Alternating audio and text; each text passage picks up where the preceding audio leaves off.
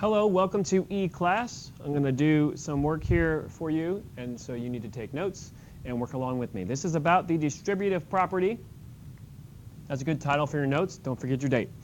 So, using the distributive property in Chapter 1, Section 7, I'm going to try to work out this expression using PIMA, but when I do, I try to do parentheses, and I look inside the parentheses, and I notice that A and B are different variables. They're not like terms, therefore I cannot add them together because they're not like terms. So instead, I'm going to use the distributive property to distribute the 9 inside of this quantity. When I say quantity, I am calling A plus B a quantity because they are inside of parentheses. So the way I would say this expression is 9 times quantity A plus B, or 9 times the sum of A and B. So now I'm going to distribute 9 times A and 9 times B. When I do that, I get 9 times A and a positive 9 times B. There are no negatives inside of this expression. On the next one, 3 times quantity n plus 7, or 3 times the sum of n and 7, where when I follow PIMA, I cannot add n and 7 because they are not like terms. So I will distribute 3, I cannot get that to erase, 3 times n and 3 times 7.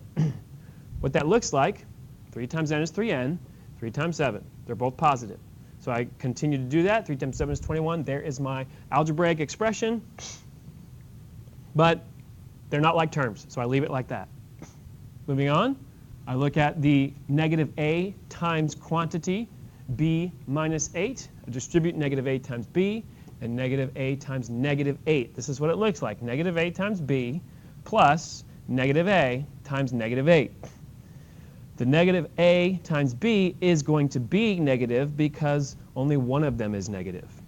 The negative A and negative 8 are both negative, so that will come out to be positive. Notice that it's written as 8A and not A8. The coefficient 8 always goes first. And notice in the first term that I write AB because I write terms or variables in alphabetical order. Okay, I hope that makes sense to you. Let's move right along.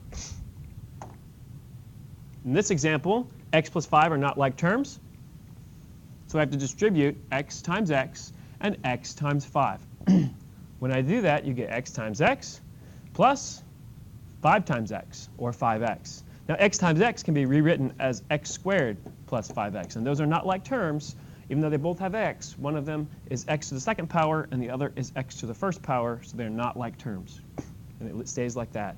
In this last example, this is going to be 7 times p plus q plus 4 quantity. Now, p, q, and 4 are not like terms, so that's why I can't add them together. I distribute the 7, and it's going to distribute into every term. 7 times p, 7 times q, and 7 times 4.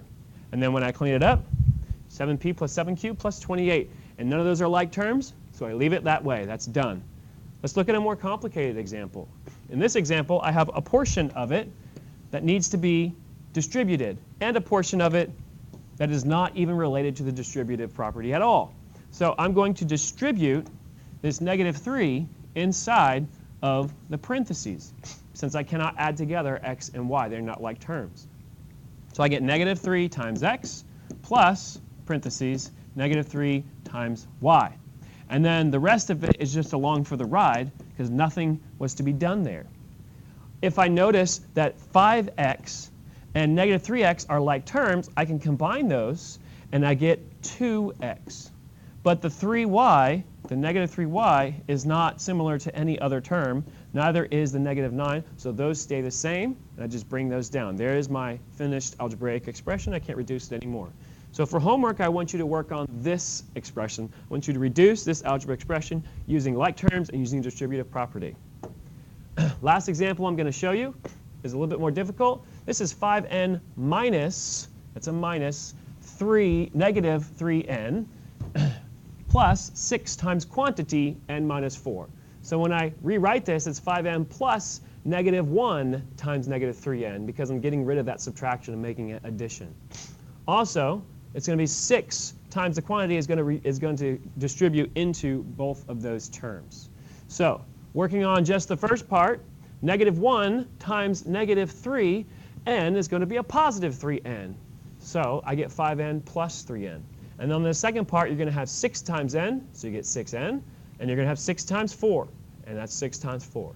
Cleaning this up, you get 5n plus 3n plus 6n, and 6 times 4 is 24. Then I notice that I have 3 terms that are all similar or like terms, and I can combine 5 plus 3 plus 6 is 14. So I get 14n, and the 24 is along for the ride. That is my reduced expression. Cannot reduce anymore because I have no more like terms.